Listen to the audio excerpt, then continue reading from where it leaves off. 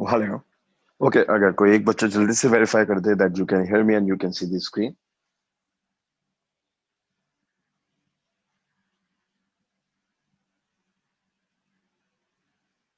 जी Hasan Bilal. Hello, अस्सलाम वालेकुम sir. Wine साहब। सर, आपकी आवाज़ भी बिल्कुल क्लियर क्लियर है और स्क्रीन भी क्लियर है। ठीक।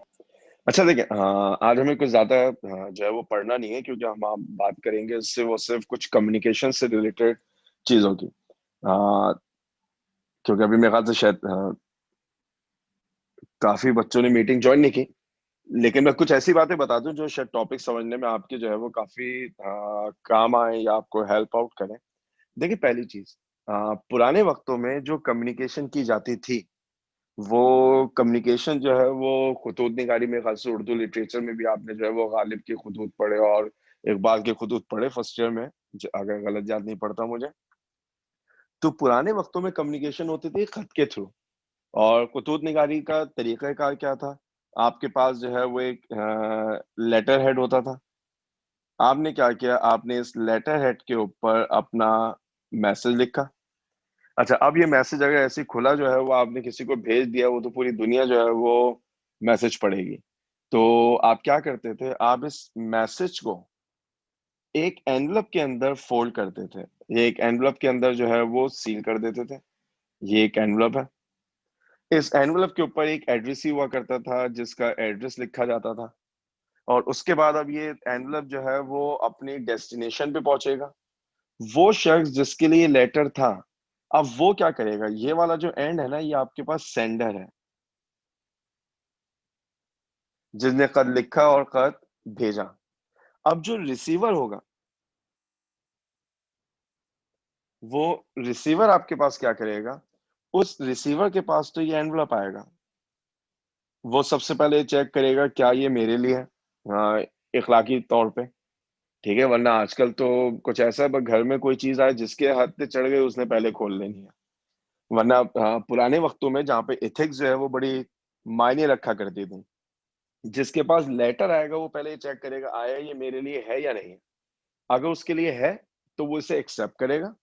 एक्सेप्ट करने के बाद वो इसको खोलेगा और इसको खोलने के बाद इसमें से जो लेटर था उसको बाहर निकाल लेगा और इस लेटर को पढ़ लेगा। ये जो पुराने वक्तों का तरीका था ना, इसी को हमने डिजिटाइज कर दिया, इसी को हमने मॉडर्नाइज कर दिया और कम्युनिकेशन का एक नया तरीका जो है वो बना दिया। अब जो टर्मिनोलॉजीज बता रहा हूँ ये ध्यान में रखिएगा। ये जो लेटर है, क्योंकि मैं वॉइस कम्युनिकेशन की बात कर रहा हूँ, ये जो लेटर है ये हमारे लिए कहलाता है क्या, ऑडियो सिग्नल।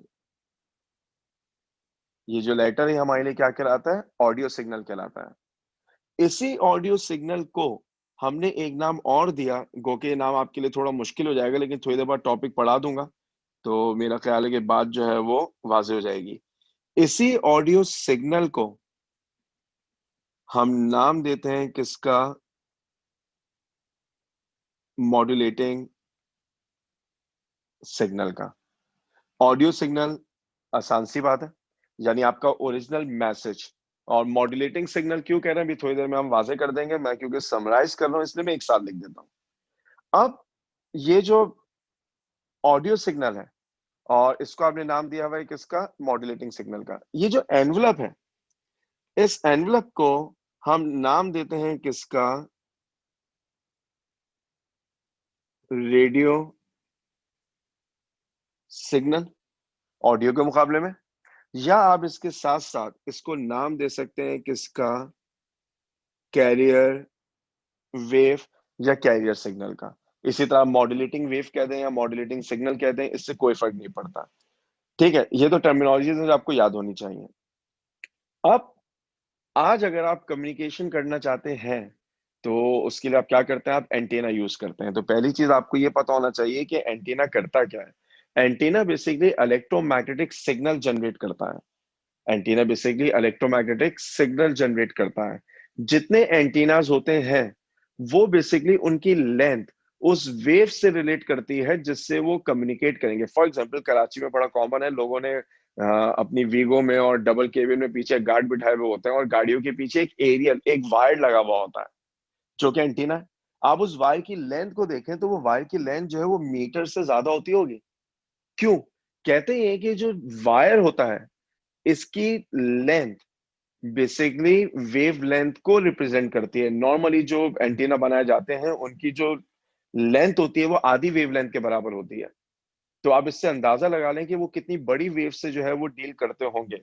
और उसका रीजन क्या है? जो आपका ऑडियो सिग्नल है वो साउंड वेव है। याद है साउंड वेव की फ्रीक्वेंसी कितनी होती है? साउंड वेव की फ्रीक्वेंसी होती है सिर्फ और सिर्फ 20 से 20,000 हर्ट्ज। मैं इसको सिर्फ और सिर्फ क्यों कह रहा हूं? गो के 20,000 हर्ट्ज एक बड़ी वैल्यू है। ये तमाम सिग्नल ट्रेवल करेंगे with the help of radio waves. तमाम रेडियो वेव्स इलेक्ट्रोमैग्नेटिक होती हैं। इलेक्ट्रोमैग्नेटिक वेव की स्पीड जो है वो 3 इंटू 10 पावर 8 मीटर पर सेकंड होती है। अब अगर आप v इक्वल एफ लैम्डा लगा दें तो वेलोसिटी आपके पास बहुत ज्यादा है, वेवलेंथ आपके पास बहुत, फ्रीक्वेंसी आपके पास बहुत कम है। जो वेवलेंथ आएगी वो बहुत ज्यादा वेवलेंथ आ जाएगी। तो अब इन शॉर्ट जो ऑडियो सिग्नल होता है ये लो फ्रीक्वेंसी सिग्नल होता है। इस लो फ्रीक्वेंसी की वजह से इसकी जो वेवलेंथ होती है वो बहुत ज्यादा हो जाती है। क्योंकि ये फ्रीक्वेंसी सिग्नल जो है वो लो फ्रीक्वेंसी है, यानी फ्रीक्वेंसी इसकी लो है, तो यहाँ जो आपके पास वेवलेंथ आएगी वो वेवलेंथ ज्यादा आएगी। अच्छा, वेवलेंथ पे डिपेंड करता है एंटीना की लेंथ। अगर वेवलेंथ बहुत ज्यादा आ गई तो इसका मतलब मुझे तो बहुत बड़े बड़े एंटीना बनाने पड़ेंगे।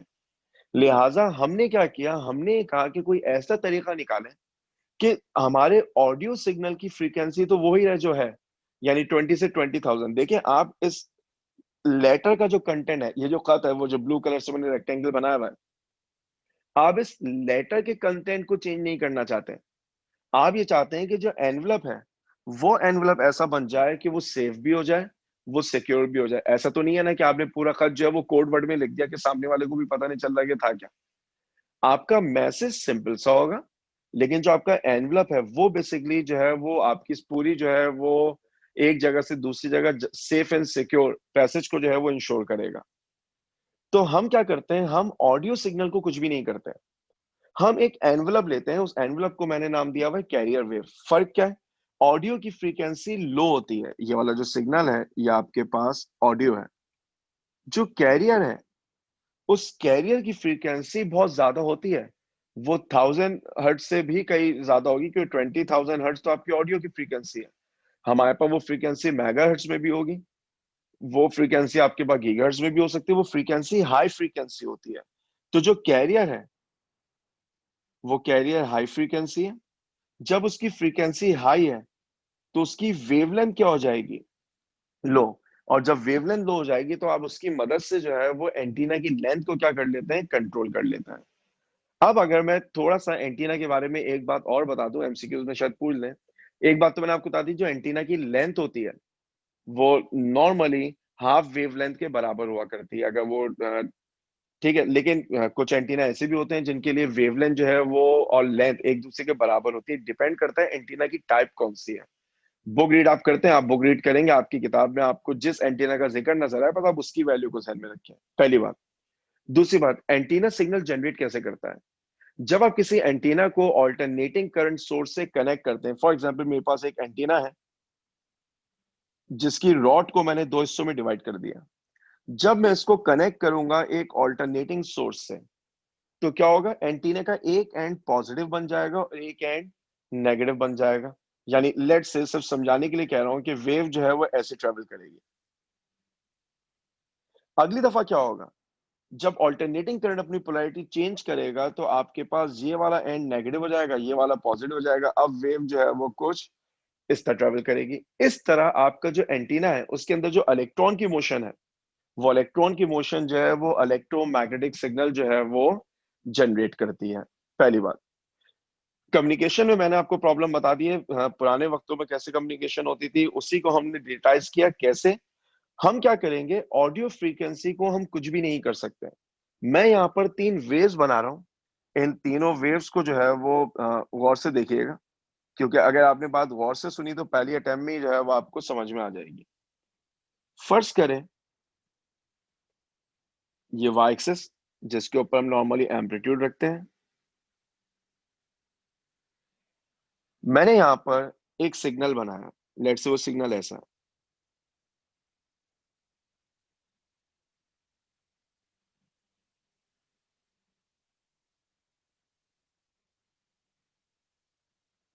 आप देख सकते हैं ये एक साइन वेव भी बनी हुई है, मैंने आधी लेफ्ट और आधी राइट पे बना दी है आपकी सहूलत के लिए। इसको थोड़ा और बड़ा कर देता हूँ ताकि बात वाज़ेह हो जाए। अब ये वेव जो है वो चलती रहेगी। ये वेव कौन सी वेव है? ये वेव है ऑडियो वेव,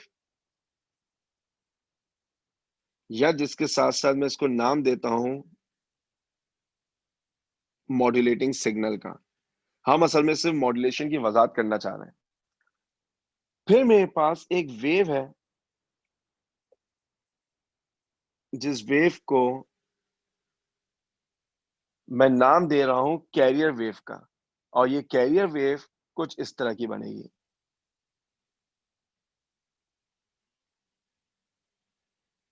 अच्छा, जल्दी में बना रहा हूं, अगर आपको सिमेट्री नजर ना आए तो भाई ये ध्यान में रखिएगा कि इन सबके अंदर जो है वो सिमेट्री मौजूद होनी चाहिए। कुछ इस तरह की वेव बनेगी। अब आपको नजर आ रहा है कि ऑडियो की मेरे पास जो है वो वेवलेंथ ज्यादा है, फ्रीक्वेंसी कम है। जो मेरे पास कैरियर है, ये वाली वेव हमारे लिए क्या कहलाएगी? कैरियर कहलाएगी। जो कैरियर वेव है, या जिसको मैंने दूसरा नाम दिया हुआ था किसका, रेडियो वेव का, इसकी फ्रीक्वेंसी ज्यादा है और इसकी वेवलेंथ कम है। मॉड्यूलेशन का मतलब क्या होता है कि आप लेटर को इस एनवलप के अंदर डाल दें। लेटर को इस एनवलप के अंदर डालने का जो काम है, इस काम को हम नाम देते हैं क्या, मॉड्यूलेशन का। इस काम को हम नाम देते हैं क्या, मॉड्यूलेशन का। तो अब हम करेंगे क्या? हम ऑडियो सिग्नल को चेंज नहीं कर सकते क्योंकि ऑडियो हमारा मैसेज है। जो भी चीज चेंज होगी वो बेसिकली क्या होगी, सिर्फ और सिर्फ कैरियर होगी। अगर मैं इसको ऐसे कर दूं तो शायद आप ज्यादा इमेजेस एक साथ देख पाएंगे। अब आपने करना क्या है, बस इस आखिरी स्टेप को जो है वो गौर से देखिएगा, आपको बात जो है वो उम्मीद है कि वाज़ेह हो जाएगी।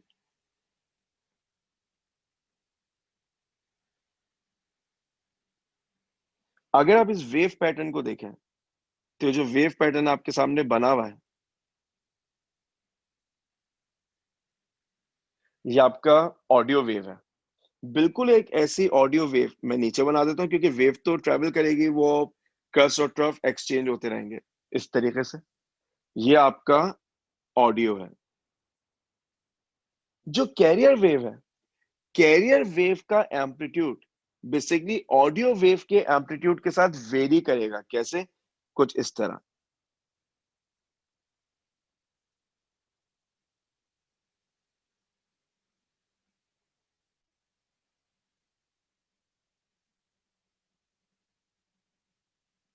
अब आपको नजर क्या आ रहा है कि आपने अपने कैरियर वेव के एम्पलीट्यूड को ऑडियो वेव के एम्पलीट्यूड के साथ सिंक्रोनाइज कर दिया। उसके साथ वो कंटिन्यूसली क्या हो रहा है, चेंज हो रहा है। उसके साथ वो कंटिन्यूसली क्या हो रहा है, चेंज हो रहा है। ठीक। इस फिनोमेना को, इस प्रोसेस को हम नाम देते हैं किसका, एम्पलीट्यूड मॉड्यूलेशन का। इसको हम नाम दे रहे हैं किसका, एम्पलीट्यूड मॉड्यूलेशन का। याद रखिएगा, जो भी मॉड्यूलेशन की जाती है वो कैरियर वेव की जाती है। क्योंकि आप ऑडियो वेव की मॉड्यूलेशन का मतलब है आप ऑडियो वेव को चेंज कर रहे हैं। ऑडियो वेव को चेंज करने का मतलब है आप मैसेज को चेंज कर रहे हैं। मैंने शुरू में एग्जांपल इसलिए दी थी कि आपको यह बात समझ में आ जाए कि आप मैसेज को चेंज नहीं करते, आप एनवलप को चेंज करते हैं। तो यहां पर जो कैरियर है, जो हाई फ्रीक्वेंसी है, बेसिकली आप क्या कर रहे हैं, आप उसके एम्पलीट्यूड को ऑडियो वेव के साथ वेरी कर रहे हैं। तभी आपने ऑडियो वेव को नाम दिया है मॉड्यूलेटिंग सिग्नल। ये वो सिग्नल है जो मॉड्यूलेशन कर रहा है। किसकी कर रहा है, कैरियर वेव की कर रहा है। अब डेफिनेटली एग्जाम में आपसे प्रोसीजर तो नहीं पूछा जा सकता ना, आपसे ये तो नहीं कहेंगे कि 4 नंबर का सवाल दे दें कि एक्सप्लेन एम्पलीट्यूड मॉड्यूलेशन। आपको जो की पॉइंट याद रखने हैं वो क्या है, number 1, audio wave modulating signal एक चीज है, कैरियर वेव रेडियो वेव एक चीज है। ऑडियो वेव की फ्रीक्वेंसी कम होती है, कैरियर की फ्रीक्वेंसी ज्यादा होती है। ऑडियो वेव के डिस्प्लेसमेंट से या ऑडियो वेव के साथ साथ आप कैरियर वेव के एम्पलीट्यूड को अगर चेंज करते हैं तो इसको नाम दिया जाता है किसका, एम्पलीट्यूड मॉड्यूलेशन का। अच्छा, अब ये जो मैंने मॉड्यूलेशन की, ये तो एक ऑडियो वेव से की। फॉर एग्जाम्पल, जब मैं बोलता हूं तो मेरी फ्रीक्वेंसी हो सकता है, बिल्कुल मेरी फ्लैट वॉइस है तो आप कह सकते हैं सर आपकी फ्रीक्वेंसी एक जैसी रहेगी। आप किसी सिंगर की बात करें, जब वो गाना गाता है तो वो अपनी अपनी पिच को जो है वो मुस्तकिल चेंज करता है, वो फ्रीक्वेंसी को चेंज करता है। और आसान एग्जांपल करना है, अगर कोई म्यूजिक आप सुन रहे हैं तो उस म्यूजिक के अंदर ड्रम भी होगा, उस म्यूजिक के अंदर गिटार भी होगी, वायलिन भी होगा, फ्लूट भी होगी, और पता नहीं कितने सारे म्यूजिकल इंस्ट्रूमेंट होंगे। हर इंस्ट्रूमेंट की फ्रीक्वेंसी अलग होती है। यानी अब जो ऑडियो फ्रीक्वेंसी मेरे पास आएगी उसमें एक सिंगल फ्रीक्वेंसी नहीं होगी। इसका मतलब जब मेरा कैरियर वेव चेंज होगा तो वो इतना स्मूथली चेंज नहीं होगा जितना स्मूथली आपको नजर आ रहा है कि वो बस बढ़ रहा है, वो कम हो रहा है, वो बढ़ रहा है, वो कम हो रहा है। लिहाजा जब आप ऐसे ऑडियो सिग्नल की बात करते हैं जिनके अंदर मल्टीपल फ्रीक्वेंसीज होती है, तो आपको एक टर्म याद रखनी पड़ेगी जिसको नाम दिया जाता है किसका, बैंडविड्थ। शायद एनटीएस के टेस्ट में कहीं नजर आ जाए। बैंडविड्थ से मुराद होती है वो मिनिमम फ्रीक्वेंसी और जो मैक्सिमम फ्रीक्वेंसी आप जो है वो कैटर कर सकते हैं, आप जो है वो डील कर सकते हैं। फॉर एग्जांपल आज पाकिस्तान में बहुत सारे सेलुलर नेटवर्क हैं, ठीक है, मोबिलिंग मौजूद है, इसके अलावा जो है वो यूफोन मौजूद है, जोंग मौजूद है। हर कैरियर की अपनी एक फ्रीक्वेंसी है। यानी आप देखते हैं ना कि अगर फर्ज कर लें मोबिलिंग का कोड जो है वो 0300 है, 0301 है, 0302 है, अब वारिद भी उनके पास है तो 0321 भी उनके पास है। ये जो प्रीफिक्स है, आप इनसे ये समझ लें कि हर प्रीफिक्स की एक पर्टिकुलर फ्रीक्वेंसी होती है। तो इसका मतलब मोबिलिंग जो है वो एक सर्टेन सेट ऑफ फ्रीक्वेंसी को डील कर सकता है। वो जो मैं आपको एड्रेस वाली बात समझा रहा था ना, ये एड्रेस से मुराद ये होती है कि आज अगर आप जियो टीवी देख रहे हैं तो जियो चैनल की जो सिग्नल आ रहा है उसकी एक फ्रीक्वेंसी है। अगर आपका एंटीना उस फ्रीक्वेंसी को कैच कर सकता है तो आप जियो देख रहे होंगे। अगर आज आप एयरवाई की बात करेंगे तो उसकी अपनी एक फ्रीक्वेंसी, तो आपको एक ऐसा एंटीना यूज करना पड़ेगा जो उस फ्रीक्वेंसी को कैच कर सके। यानी आजकल तो केबल का दौर है ना कि आप एक केबल के थ्रू जो है वो 200 चैनल घर में बैठ के देख रहे हैं। अगर आज से आप कोई 25-30 साल पहले चले जाएं तो मेरे ख्याल से एक डिश से आप 2 चैनल 3 चैनल देख पाते होंगे। क्यों? क्योंकि वो डिश एक सर्टेन सेट ऑफ फ्रीक्वेंसी को डील कर सकती थी, और सर्टेन सेट ऑफ फ्रीक्वेंसी में सिर्फ 2 या 3 चैनल्स आते होंगे। ठीक है, हो सकता है बात आपको मुश्किल लग रही हो, लेकिन मैं एग्जांपल इससे दे रहा हूँ कि बातें आपको जो है वो समझ में आए कि बैंडविड्थ से मुराद क्या होती है, कि आप किस फ्रीक्वेंसी को जो है वो डील कर सकते हैं। कैसे निकाली जाती है?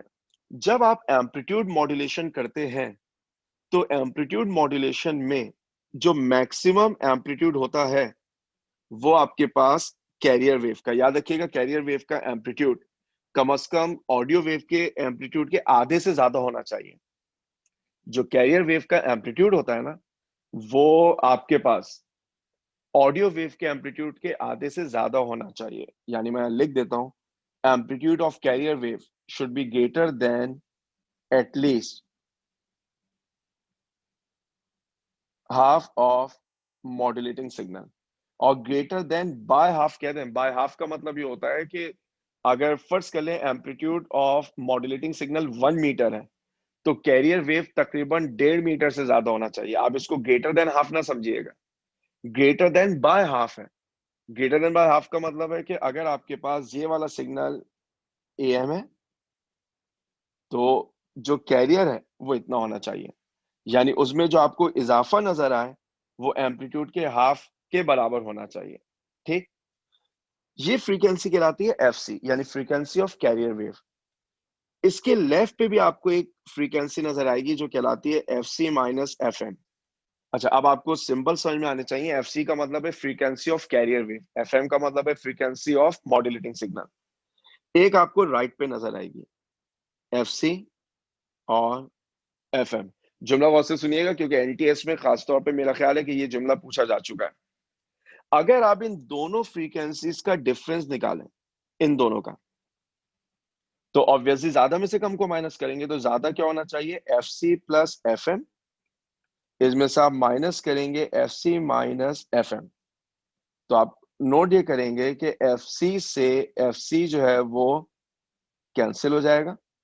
आपके पास जो रिजल्ट बचेगा वो रिजल्ट आपके पास बचेगा क्या, 2 FM। ये 2 FM कहलाती है क्या, बैंडविड्थ। बस। अब आज की क्लास में अभी तक जितनी बातें बताई है ना, उसमें से आपको क्या बातें याद रखनी है इस एम्पलीट्यूड मॉड्यूलेशन के लिए। नंबर 1, एम्पलीट्यूड मॉड्यूलेशन में किसका एम्पलीट्यूड वेरी करते हैं आप, कैरियर वेव का। किसकी मदद से, ऑडियो की मदद से। नंबर 2, जब एम्पलीट्यूड मॉड्यूलेशन करते हैं तो आपके पास दो बैंड्स बनते हैं जिनको नाम दिया जाता है साइड बैंड, जिनको आप नाम देते हैं साइड बैंड। एक आपके पास यहां पर मौजूद है ये, और एक आपके पास यहां मौजूद है। ये वाला कहलाता है क्या? Left side band. ये वाला आपके पास कहलाएगा क्या? Right side band.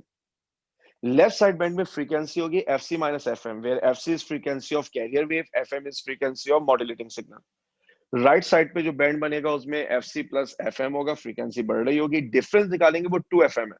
बस ये वाली जो इक्वेशन है ना, कि bandwidth is twice of frequency of modulating signal, आपको ये याद होना चाहिए। देखिए डिटेल्स जो है वो टॉपिक के अंदर जो है वो बहुत है बताने को, यानी मैं 1.5-2 घंटे सिर्फ एम्पलीट्यूड मॉड्यूलेशन पढ़ा सकता हूँ, लेकिन एप्टीट्यूड के लिए सिर्फ उतना सुने जितना आपके काम आएगा।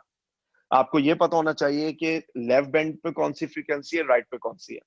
आपको ये पता होना चाहिए कि बैंडविड्थ से क्या मुराद है। बैंडविड्थ से मुराद होती है कि वो मिनिमम और मैक्सिमम जो सिग्नल कैटर कर सकता है। फॉर एग्जाम्पल मैं आसानी के लिए बता रहा हूँ कि फर्स्ट करें मेरे पास एक डिवाइस है जो 20 हर्ट्ज से लेके 50 हर्ट्ज तक के सिग्नल को एक्सेप्ट कर सकती है। तो 20 और 50 के दरमियान कितना है? 30। तो उसकी बैंडविड्थ जो है वो 30 हर्ट्ज की हो गई, यानी मिनिमम 20 है, उसमें 30 ऐड कर दें तो क्या मिल जाएगा? 50।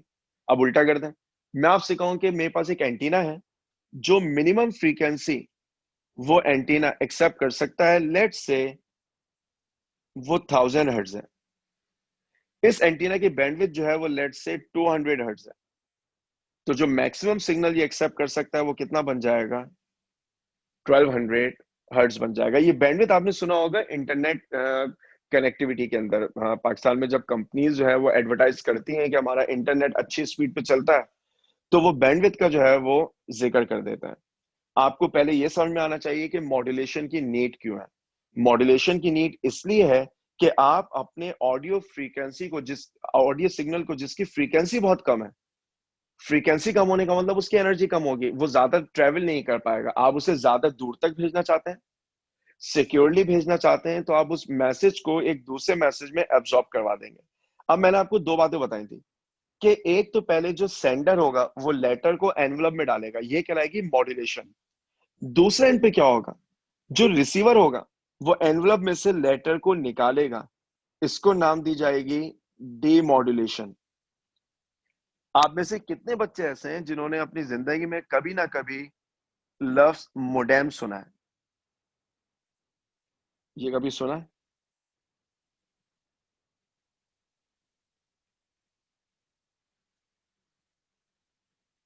जी आयशा अहमद। अस्सलाम वालेकुम सर। भाई साहब। जी सर, वो जब हम कोई इंटरनेट कनेक्शन लेते हैं तो जैसे पीटीसीएल का नेट हो गया या कुछ, वो तो हम्म, जो डिवाइस हमारे घर में लगा के जाते हैं उसको मॉडेम कहते हैं। वो वो मोडेम कहते हैं। बिल्कुल ठीक कहा। तो मैं समझा अभी एक आवाज आएगी सर, ये जो कुछ आपने बताया ना कुछ समझ में नहीं आया, मैं भी ये एक्सपेक्ट करता हूँ। लेकिन बात सिर्फ इतनी सी है कि एप्टीट्यूड के हवाले से बस जितना पता होना चाहिए उतना आपको समझ में आ जाए, आपके लिए काम पूरा हो जाएगा। बाद में आपका मेडिकल कॉलेज में टेस्ट हो जाए, उसके बाद आपका दिल हो कि सर पूरी मॉड्यूलेशन पढ़ा दें, तो हम पूरी मॉड्यूलेशन 2 से 3 घंटे में आराम से पढ़ लेंगे। देखिए आयशा ने बिल्कुल सही कहा कि जब आप घर में इंटरनेट कनेक्शन लेते हैं तो वो एक डिवाइस लाके रखते हैं जिसको मोडेम कहते हैं। Modem is basically combination of modulation modulation and the remaining part is actually demodulation. जो आपके पास रिमेनिंग पार्ट है वो आपके पास जो है वो डीमॉड्यूलेशन को जो है वो शो कर रहा होता है। तो मोडेम दोनों काम करता है। जब आप सिग्नल भेजते हैं तो वो उसे मॉड्यूलेट करता है, जब सिग्नल आपके पास वापस आता है तो वो उसको क्या करता है? डीमॉड्यूलेट करता है। अब ये डीमॉड्यूलेशन कैसे होगी? आपको जो पैटर्न मिलेगा वो ये वाला मिलेगा, ये जो मैंने ऊपर नीचे वेव बनाई हुई है। हम क्या करेंगे? हम सारे इनकी पीक्स को गैदर कर लेंगे, और जब हम इनको ज्वाइन करेंगे तो वो ग्रीन वेव बन जाएगी, और ग्रीन वेव आपको याद होगा वो आपका ऑडियो सिग्नल था। तो इस तरीके से आप अपने मॉड्यूलेटेड सिग्नल से ऑडियो सिग्नल को जो है वो सेपरेट कर लेते हैं, क्योंकि ये सारे वोल्टेजेस है ना। वोल्टेजेस से मुझे याद आया, याद है एक टर्म आप पढ़ते थे जिसको नाम देते थे ट्रांसड्यूसर? किसी को याद है क्या होती है?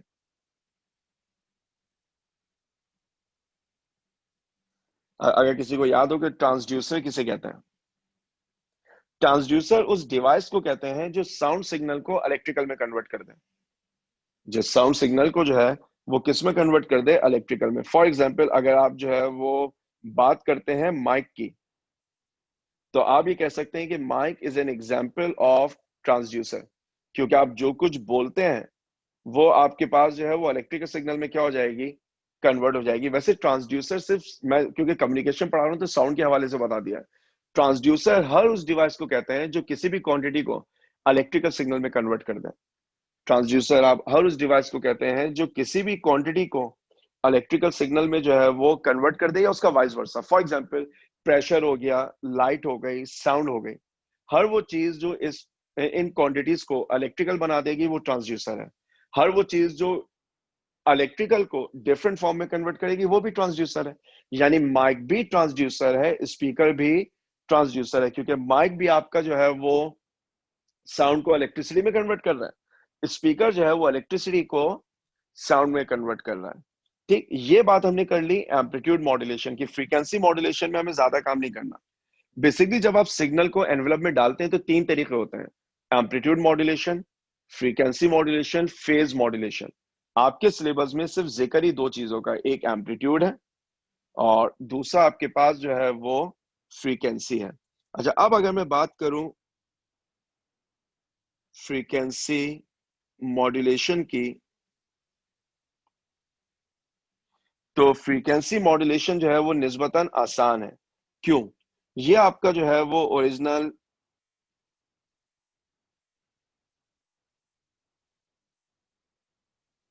सेटअप था, जिसको मैं नीचे लाता हूं। पहले हमने इसको एम्पलीट्यूड मॉड्यूलेशन की थी, अब हम इस पे करेंगे फ्रीक्वेंसी मॉड्यूलेशन। अब ये फ्रीक्वेंसी मॉड्यूलेशन होगी कैसे?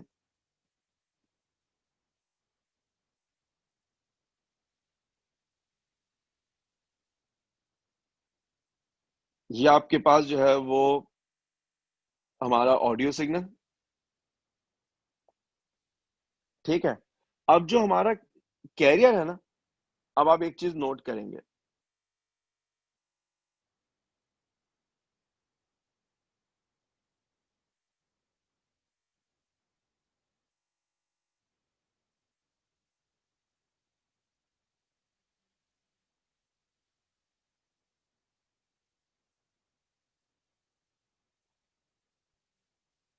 आप नोट ये कर रहे हैं कि जो कैरियर वेव है, अब उस कैरियर वेव की फ्रीक्वेंसी आपको चेंज होती हुई नजर आ रही है।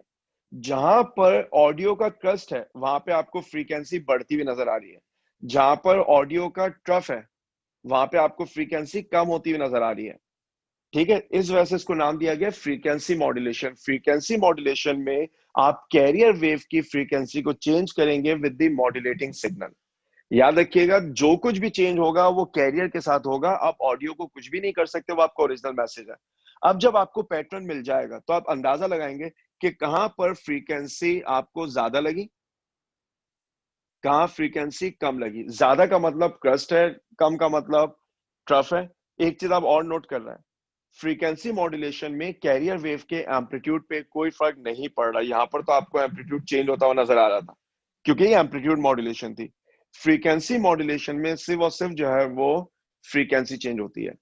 अब अगर आपसे एम्पलीट्यूड मॉड्यूलेशन और फ्रीक्वेंसी मॉड्यूलेशन के हवाले से पूछा जाए, आप में से कितने बच्चे ऐसे हैं जो डिफरेंट रेडियो चैनल्स जो है वो सुनते हैं? बहुत सारे बच्चों को शौक होता है कि उन्होंने जो है वो रात को बस रेडियो लगाया और वो रेडियो जो है वो सुनते रहे।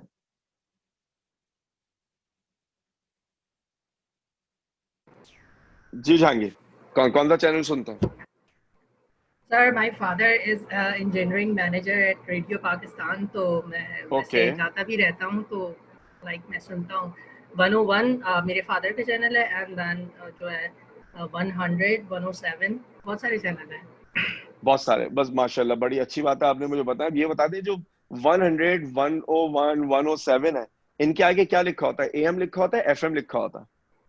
सर इनके आगे एएम लिखा। नहीं नहीं, क्या एएम एएम लिखा होता है? मेरे ख्याल से सारे एफएम चैनल्स नहीं होते हैं। जी जहांगीर सर एएम होते हैं, नहीं एफएम जो होते हैं वो प्राइवेट चैनल हैं जो 98 और 99 है। सही, अब मैं समझ गया, क्योंकि एफएम 100 भी तो था ना। तो Yes, sir. जब FM कॉमन हुआ तो उस टाइम पे मैं FM 100 और 107 जो है वो सुना करता था। ठीक है, अब अगर आप, क्योंकि आप लोगों ने कन्वेंशनल रेडियोज नहीं देखे होंगे, आप तो रेडियो जो है वो मेरे ख्याल से शायद इंटरनेट के थ्रू ही आप सुनते होंगे। अगर किसी के पास रेडियो मौजूद है प्रॉपर, जो कन्वेंशनल रेडियोज होते हैं, तो उनका जो स्केल होता है, उस स्केल पे आपको दो चीजें नजर आएंगी, AM भी नजर आएगा और FM भी नजर आएगा। बेसिकली AM और FM से मुराद जो है वो प्राइवेट और वो वाला चक्कर नहीं है। AM का मतलब है ये वो चैनल है जो एम्पलीट्यूड मॉड्यूलेशन से चल रहा है, और FM का मतलब वो चैनल है जिनके ऊपर फ्रीक्वेंसी मॉड्यूलेशन होती है। ठीक है, अब कुछ फर्क ऐसे हैं जो आपको याद है। AM की साउंड क्वालिटी खराब होती है, FM की साउंड क्वालिटी अच्छी होती है। यानी आप ये कह सकते हैं कि AM के अंदर जो नॉइज है वो ज्यादा होगी, FM के अंदर जो नॉइज है वो कम होती है। अच्छा, AM का जो इक्विपमेंट होता है ना, इसकी जो डिवाइसेस होती हैं वो चीप होती हैं, लेकिन जो FM के लिए डिवाइसेस हैं वो डिवाइसेस आपके पास जो है वो एक्सपेंसिव होती है, यानी वो इक्विपमेंट जिससे आप फ्रीक्वेंसी मॉड्यूलेशन जो है वो कर सकते हैं। ठीक है, आपको जो है वो ये बात जो है वो पता होनी चाहिए। एक आखिरी बात, अगर शायद मैंने आपको बताई नहीं थी तो आप बता दूं, जब आप बात करते हैं ना क्रिस्टलाइन स्ट्रक्चर की, तो आपने फर्स्ट ईयर केमिस्ट्री में बहुत तरह के जो है वो यूनिट सेल्स पढ़ रखे हैं। मैं आपको जो है वो सिर्फ एक खास किस्म का यूनिट सेल दिखा रहा हूँ, ये जो क्यूब है।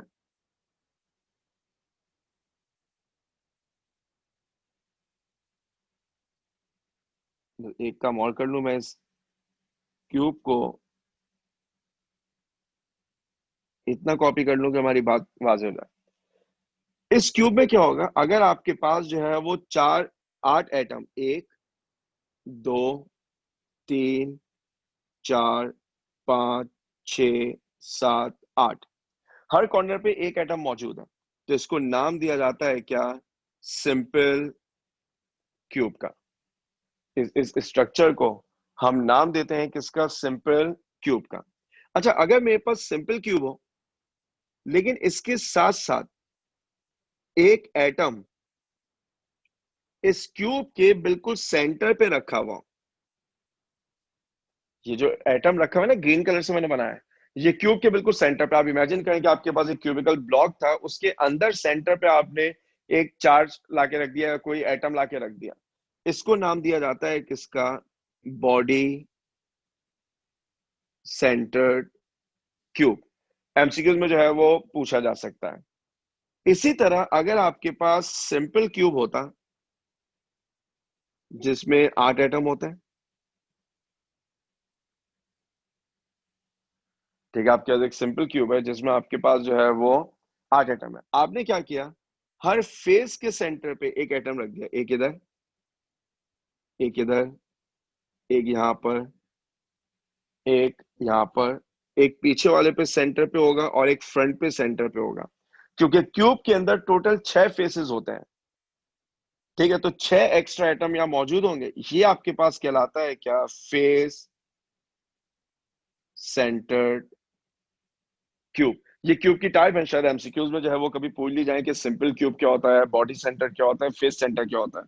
सिंपल क्यूब में आपके पास 8 एटम्स होते हैं, बॉडी सेंटर्ड में 9 होंगे, और जो फेस सेंटर्ड होगा उस फेस सेंटर में आपके पास जो है वो कितने हो जाएंगे, 8 और 6 14 एटम हो जाएंगे। ठीक है, अच्छा अब बात जो है वो मुश्किल हो जाएगी, लेकिन सिर्फ अगर कोई बच्चा जो है वो सुन के याद भी कर ले तो मकसद जो है वो पूरा हो जाएगा। अगर मैं सिंपल क्यूब को मिलाऊं, बहुत सारे सिंपल क्यूब मैंने मिला दिए, जैसे केमिस्ट्री में आप बनाते थे ना, क्रिस्टलाइन लैटिस बना देते थे, बता सकते हैं ये एक एटम का कितना पोर्शन इस क्यूब का हिस्सा है। अगर मैं सिर्फ इसे एक पर्टिकुलर एटम की बात करूं, क्या ये पूरा एटम इस क्यूब का हिस्सा होगा या इस एटम का सिर्फ एक सर्टेन पोर्शन इस क्यूब का हिस्सा होगा, अगर ये बहुत बड़ा क्यूब एक स्ट्रक्चर बना हुआ है।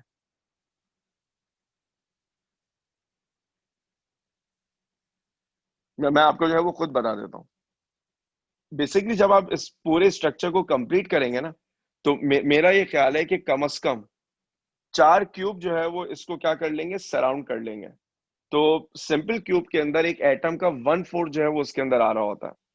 ठीक है, एक सिंपल क्यूब में जो है वो एटम का सिर्फ 1/4 जो है वो उसमें आता है। वैसे बात मुश्किल है, अगर किसी को सुन के समझ में आ गई तो ठीक है, अगर नहीं समझ में आई कभी भी नहीं पूछी जाएगी। Simple cube, body centre cube, face centre cube मालूम होने चाहिए। कम्युनिकेशन में एंटीना क्या होता है, एंटीना कैसे वर्क करता है, मॉड्यूलेशन क्या है, एम्पलीट्यूड क्या है, फ्रीक्वेंसी क्या है, ये पता होना चाहिए। किसी एक साल एनटीएस में उन्होंने एक टर्म जो है वो पूछ ली थी, इंडेक्स ऑफ मॉड्यूलेशन या मॉड्यूलेशन इंडेक्स। जो आपके पास मॉड्यूलेशन इंडेक्स होता है ना, ये आपको ये बताता है कि आपने मॉड्यूलेशन जो है वो कितनी की है। और ये मॉड्यूलेशन इंडेक्स हम कैसे निकालते हैं, इस मॉड्यूलेशन इंडेक्स में आप एम्पलीट्यूड ऑफ मैसेज को या मॉड्यूलेटिंग को डिवाइड करते हैं किससे, एम्पलीट्यूड ऑफ कैरियर से। और ये आंसर हमेशा जो है अगर आप परसेंटेज में निकालेंगे तो ये मॉड्यूलेशन इंडेक्स का फॉर्मूला है, एम ओवर एसी, किताब के अंदर ये फॉर्मूला मौजूद है। अगर आप इसको मल्टीप्लाई बाय 100 कर देंगे तो ये मॉड्यूलेशन आपके पास परसेंटेज मॉड्यूलेशन बन जाएगी। ठीक, फिलहाल हमें इलेक्ट्रॉनिक्स में इससे ज्यादा कुछ नहीं पढ़ना। देखिए आप में से मुझे इस बात का शिद्दत से एहसास है कि बहुत सारे बच्चे तो अभी ये परेशान होंगे कि सही ये कौन सी फिजिक्स है। वैसे आप में से कितने बच्चे ऐसे हैं जिन्होंने ऑलरेडी ये थ्योरी पढ़ रखी है सेकंड ईयर में? अगर अपना आप हैंड रेज कर लेंगे ना तो मुझे आइडिया हो जाएगा कि जब मैंने क्लास स्टार्ट की तो बच्चे कहाँ पर मौजूद थे, कि एम्पलीट्यूड मॉड्यूलेशन क्या है, साइड बैंड क्या होते हैं, बैंडविड्थ क्या है, या फ्रीक्वेंसी मॉड्यूलेशन क्या होती है। अगर आप अपने हैंड रेज कर लेंगे तो मुझे पता चल जाएगा, क्योंकि अभी तक किसी ने हाथ उठाया नहीं है। फिर तो समझे आज मैंने आपके ऊपर जुल्म किया। ठीक है, लेकिन इस लेक्चर में से वो जो चीदा चीदा बातें हैं ना, वो चीदा चीदा बातों से क्या मुराद है? अच्छा, हुदा फातिमा ने हाथ उठाया था, मेरे ख्याल से शायद एक ही बच्ची है जिसने शायद पढ़ रखा है। बाल को ऐसा मसला नहीं है, क्योंकि एप्टीट्यूड में अगर इलेक्ट्रॉनिक से कोई सवाल आएगा भी तो वो एक ही क्वेश्चन आ रहा है, most of the time that question belongs to either diode और ट्रांजिस्टर। कम्युनिकेशन पे वो आ जाते हैं। पिछले 15 सालों में कम से कम 2-3 एमसीक्यूज आपको जो है वो नजर आ जाएंगे। एनटीएस वाली बुकलेट्स आपके मौजूद है, उनको पढ़िए, उन्हें देखिए, बुक रीड जरूर कीजिएगा। मैं सारे बच्चों को ये बात कहता हूँ कि अब आप जब पढ़ रहे होते हैं ना तो आप एंड तक आते आते इतने थक चुके होते हैं कि बुक रीडिंग का मूड नहीं होता। लेकिन सेकेंड ईयर फिजिक्स में जो किताब के आखिरी के चैप्टर है ना, बिलखुसूस चैप्टर 16, चैप्टर 19, चैप्टर 20, ये वो चैप्टर है जिनमें बुक रीडिंग इसलिए बहुत जरूरी है कि आप चैप्टर 19-20 देखेंगे तो वहां पे वो जहां पर आपने ट्रीटमेंट के लिए पढ़ा कि कौन सा रेडियो आइसोटोप इस्तेमाल होता है, वो एप्टीट्यूड टेस्ट में पूछा जाता है कि कोबाल्ट कहाँ पे इस्तेमाल हो रहा है, आयोडीन कहाँ पे इस्तेमाल हो रहा है। शायद हम रिव्यू करते वक्त इन चीजों को ना देखते हो, लेकिन किताब में मौजूद है। बुक रीडिंग बहुत जरूरी है इलेक्ट्रॉनिक्स जैसे चैप्टर के लिए, और जो आपकी सेकेंड ईयर फिजिक्स के आखिरी के चैप्टर है वहां के लिए। ठीक है, फिलहाल मुझे अब यहाँ पे कुछ नहीं पढ़ाना। जो अब आपको पढ़ाना है वो इलेक्ट्रोस्टैटिक्स में होगा, जो इंशाल्लाह हम सैटरडे की क्लास में पढ़ेंगे, जिसका टाइम जो है वो ऑलरेडी मैंने अनाउंस किया हुआ है 10 से 12। अब उम्मीद करता हूँ कि उस टाइम पे कोई और क्लास जो है वो नहीं हो रही होगी, तो वो 10 से 12 ही होगी। अगर कोई क्लैश आ गया तो फिर we will see how we can handle it. मुझे कराने हैं 2 टेस्ट पेपर रिव्यू। ठीक है, एक तो वो तारीखी पेपर है जो शायद मैंने जज्बात में लास्ट टाइम ही रिव्यू कराना शुरू कर दिया था और आपने टेस्ट भी नहीं दिया था। अगर मैं पेपर अपने पास,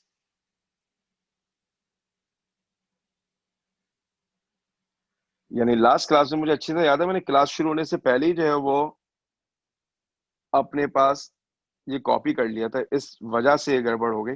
वैसे कितने बच्चों के सारे एमसीक्यूज ठीक हो गए? मेरा ख्याल है कि पहला मैंने शुरू किया तो शायद आपको 2 नजर आ रहे होंगे स्क्रीन पे, तो कम से कम ये तो गलत नहीं होने चाहिए थे।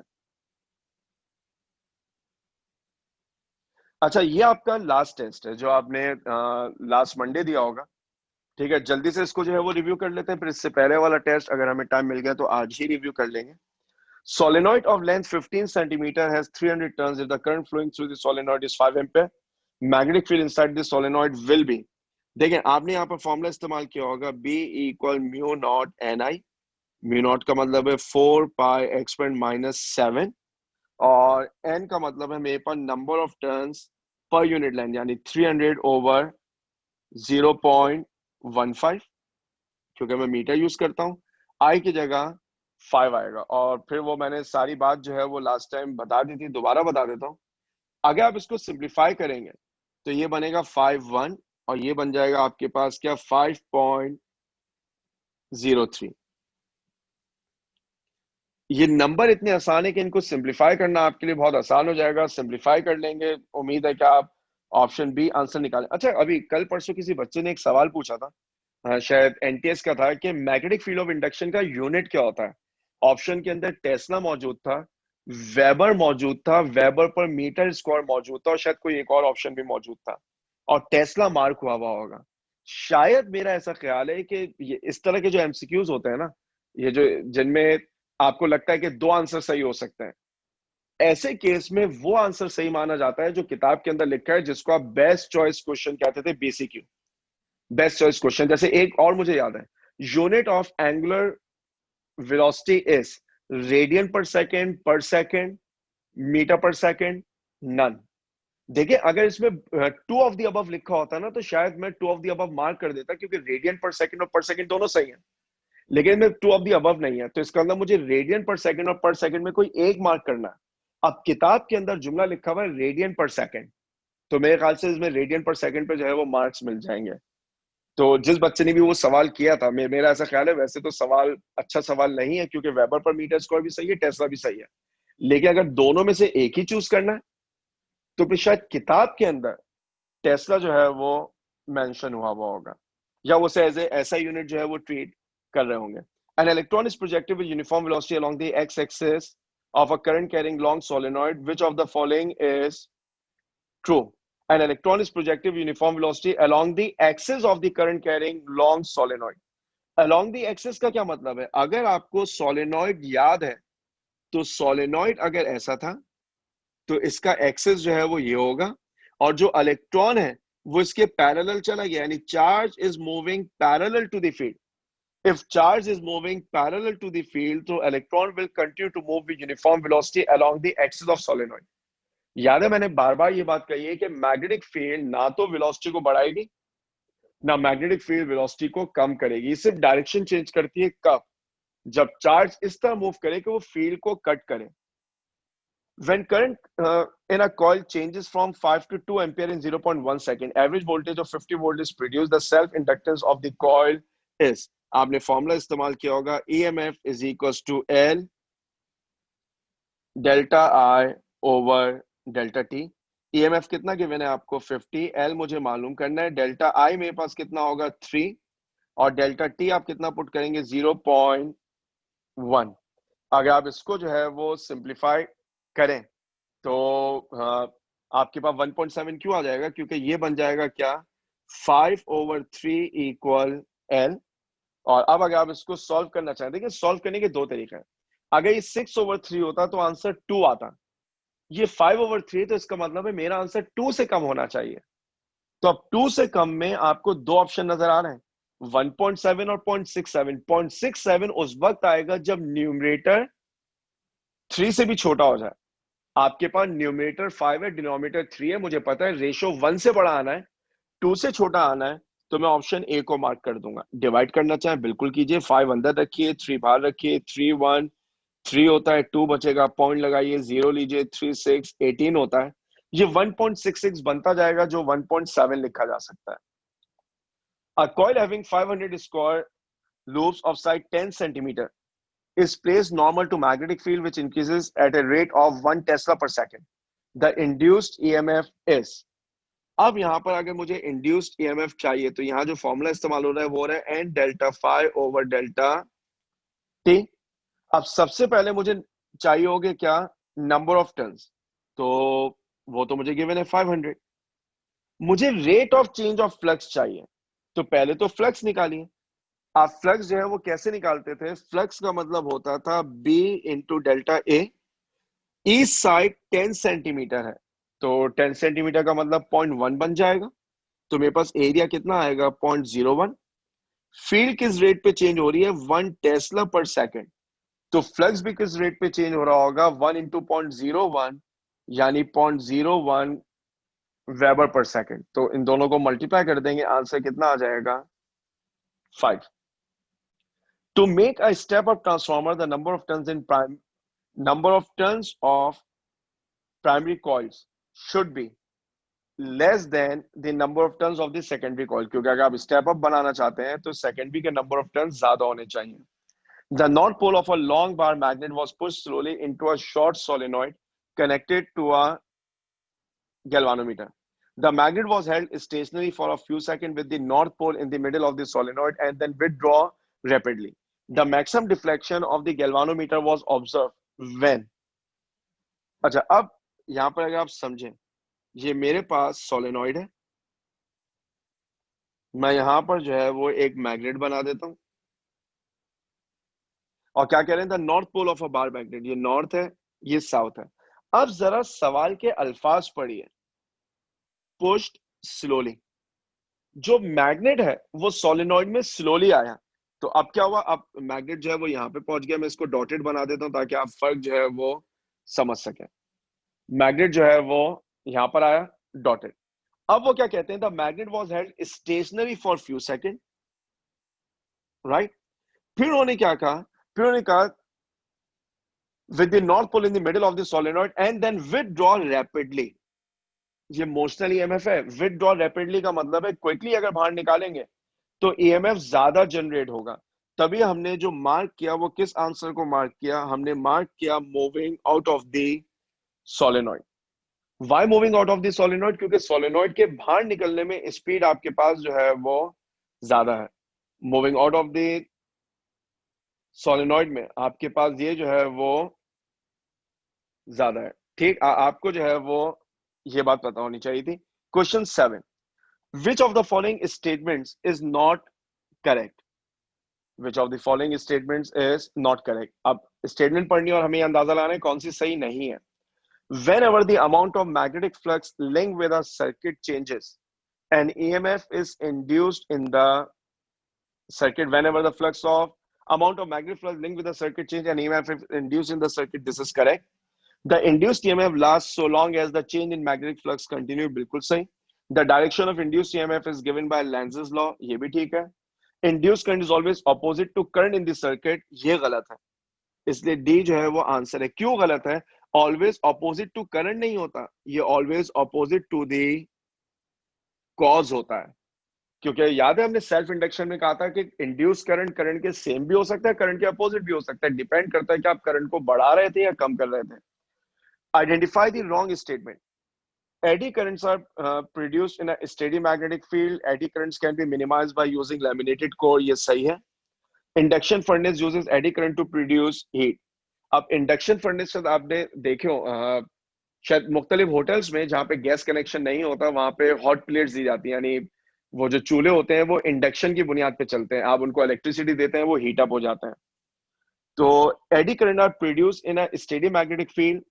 ये स्टेटमेंट गलत है और जवाब सही है. क्यों स्टेटमेंट गलत है, क्योंकि जब फील्ड चेंज होती है तब आपके पास एडी करंट जो है वो जनरेट होता है. ठीक है.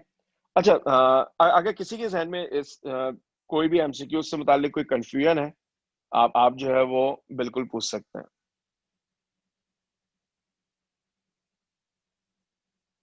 और अगर नहीं है तो चले. जी सैमन. अस्सलाम वालेकुम सर. वाह साहब. सर क्वेश्चन नंबर 1 एक्सप्लेन कर दें एक दफा. देखिए 1 में बात हो रही है सोलेनॉइड ऑफ लेंथ 15 सेंटीमीटर की ना. तो सबसे पहले आप निकाल लेंगे n. कैसे, number of turns divided by length. ठीक है. और फिर आप फॉर्मूला इस्तेमाल करेंगे b is equals to mu naught n i. मुझे म्यू नॉट गिवन है 4 पाई एक्सपोनेंट माइनस 7. n की जगह आप लिखेंगे 300 ओवर 0.15 और करंट आपको कितना गिवन है 5 एम्पियर. आपने इसको सिर्फ सिंप्लीफाई कर लेना है. ठीक है, आपने इसको सिर्फ जो है वो सिंप्लीफाई कर लेना. मेरा ख्याल है 1.3 एक्सपोनेंट माइनस 2 आंसर आ जाएगा. ठीक है. ठीक सर, थैंक यू.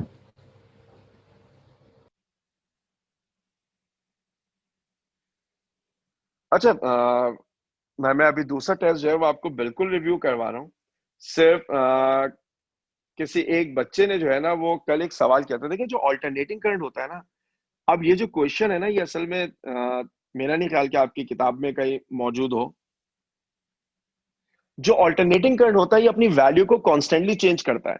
ये जो आप पावर का फॉर्मूला पढ़ते हैं आई स्क्वायर आर या P is equals to VI, याद रखिएगा these equations are valid for direct current. क्यों? आपके पास करंट की एक फिक्स्ड वैल्यू है, आप उसे पुट कर सकते हैं। लेकिन अगर मैं ऑल्टरनेटिंग करंट की बात करूंगा, तो ऑल्टरनेटिंग करंट तो हर पॉइंट पे अपनी वैल्यू को क्या कर रहा है, चेंज कर रहा है। अगर ऑल्टरनेटिंग करंट हर पॉइंट पर अपनी वैल्यू को चेंज करता है, तो इसका मतलब ये हुआ कि मैं ये P equal I square R और P equal V I apply नहीं कर सकता। ये इक्वेशन सिर्फ डायरेक्ट करंट के लिए है। यही वजह है कि अगर आप ऑल्टरनेटिंग करंट के ऊपर ओम्स लॉ अप्लाई करना चाहें, आप नहीं कर पाएंगे। आप जो है वो ऑल्टरनेटिंग करंट के ऊपर जूल्स लॉ अप्लाई करना चाहें, आप नहीं कर पाएंगे, क्योंकि इन दोनों इक्वेशन में करंट की एक वैल्यू पुट की जा सकती है और ऑल्टरनेटिंग करंट मुस्तकिल अपनी वैल्यू को क्या करता है, चेंज करता है। यही वजह है कि अगर आप इन इक्वेशंस को यूज करना चाहते हैं फॉर ऑल्टरनेटिंग करंट, तो आप करंट की जो वैल्यू यूज करते हैं वो वैल्यू कहलाती है क्या, एवरेज करंट। जो आप करंट की वैल्यू यूज करते हैं वो वैल्यू कहलाती है क्या, एवरेज करंट। जो वोल्टेज की वैल्यू आप यूज करते हैं वो वैल्यू कहलाती है क्या, एवरेज वोल्टेज। ठीक, अगर आप इस एवरेज वोल्टेज की वैल्यू निकालना चाहें तो इसका तरीका होता है V naught divided by under root 2। इसका जो हमारे पास तरीका होता है वो होता है V naught divide by under root 2, और इस V को हम नाम देते हैं VRMS। याद है रूट मीन स्क्वायर स्पीड, ये कहलाएगा आपके पास जो RMS वैल्यू है ना, ये रूट मीन स्क्वायर वोल्टेज होता है। आपकी किताब में जो है वो ये दोनों इक्वेशन, मेरा नहीं ख्याल कि मौजूद है, पढ़ लीजिएगा। अगर कहीं नजर आ जाए तो प्लीज मुझसे जो है वो जरूर शेयर कर लीजिएगा, ताकि मैं अपनी मेमोरी को अपडेट कर लूंगा, किताब में मौजूद है। किसी एक साल जो है वो ये क्वेश्चन आया हुआ है, अगर मुझे क्योंकि मुझे इतने बच्चे जो है वो क्वेश्चन भेजते हैं, अगर मुझे फौरन मिल गया तो मेरा ऐसा ख्याल है कि जो मैग्नेटिज्म वाला पोर्शन है उसमें सेकंड क्वेश्चन है, उसमें जो है वो सेकंड क्वेश्चन होगा। ठीक है, बस याद रखिएगा ये जो V नॉट है, this V naught is actually known as peak value। ये जो I naught है, ये I naught कहलाती है क्या, peak value। किसी बच्चे ने सवाल किया था इसलिए मैंने आपसे जो है वो डिस्कस कर भी लिया। अब जल्दी से जो हमारा लास्ट टू लास्ट टेस्ट था, अगर मेरे पास वो फौरन आ जाए और मैं आपसे जो है वो डिस्कस कर लूं।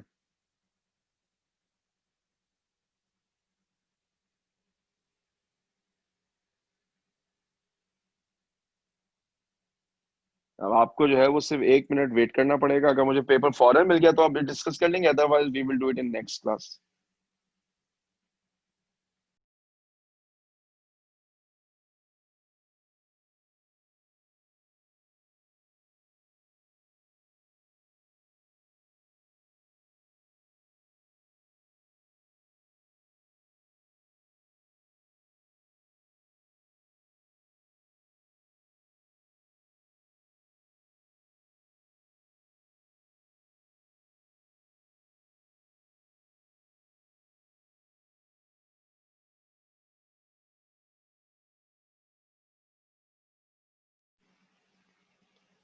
ओके, तो पेपर जो है वो आपके सामने, ठीक है। मेरा मेरा ख्याल है कि आप में से हर बच्चा जो है वो पेपर बिल्कुल देख पा रहा है। The magnetic field lines due to an ordinary bar magnet form close curve. क्यों क्लोज कर्व को हमने जो है वो सेलेक्ट किया हुआ है, क्योंकि शायद आपको याद आएगा जो फील्ड बनती है वो कंटिन्यूस जो है वो लूप होते हैं। इवन ये वाली भी जो लाइन होती है ये भी कहीं दूर जाके कंप्लीट हो रही होती है। The diagram shows two small paramagnetic sphere, one near each end of the bar magnet. Which of the following statement is true? याद रखिएगा मैग्नेट जो है वो दोनों एंड से अट्रैक्शन ही करता है, तो दोनों पोर्शन जो है वो अट्रैक्ट ही होंगे। ऐसा तो नहीं होता ना कि अगर मैं एक नेल लूं और उसे नॉर्थ पे लगाऊं तो अट्रैक्ट हो जाए, साउथ पे लगाऊं तो रिपेल हो जाए।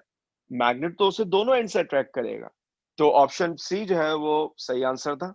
The magnetic force on a charge particle is in the direction of its velocity, never. याद है, मैग्नेटिक फोर्स जो होती है वो परपेंडिकुलर होती है बोथ V एंड B के।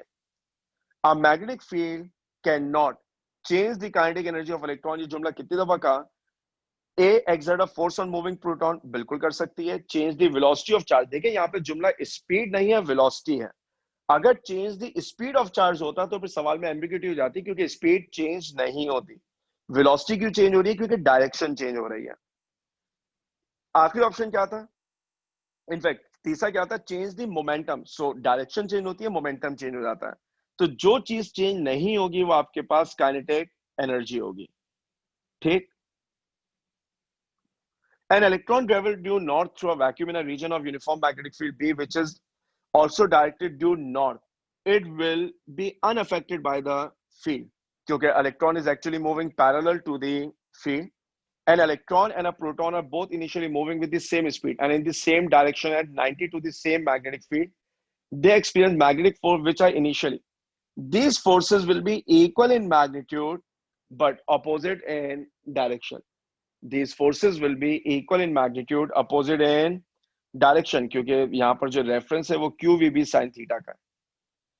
An alpha particle is moving with velocity 20 meter per second along the x-axis, enter a region where magnetic field of induction along y-axis and an electric field of magnitude 10 power 4. आपको क्या निकालना है? B की value. तो शायद आपको formula याद आ जाए, V बराबर होता है E ओवर B के। मैंने जे थॉमसन एक्सपेरिमेंट खास तौर पे बात बताई थी कि अगर एक पार्टिकल मूव कर रहा हो और वो इलेक्ट्रिक फील्ड और मैग्नेटिक फील्ड का जिक्र करें जो परपेंडिकुलर है, अगर चार्ज अनडिफ्लेक्टेड गया तो स्पीड के लिए आप E ओवर B जो है वो इस्तेमाल कर सकते हैं। तो मुझे स्पीड भी मालूम है, मुझे E मालूम है, सॉल्व कर लीजिएगा, B आंसर आ जाएगा। To increase the sensitiveness of galvanometer, which of the following should be increased? अगर इन्होंने शुड बी इंक्रीज कहा है तो वो BNA ओवर C है। अगर वो शुड बी डिक्रीज कहते हैं तो वो C ओवर BNA होता है। सवाल में जो है वो आपको ये बात याद रखनी है। अच्छा, इससे पहले मैं क्लास जो है वो खत्म करूं, सिर्फ आज की क्लास के लिए एक आखिरी जुमला सुन लीजिए। ये वाला फॉर्मूला देखा है कभी?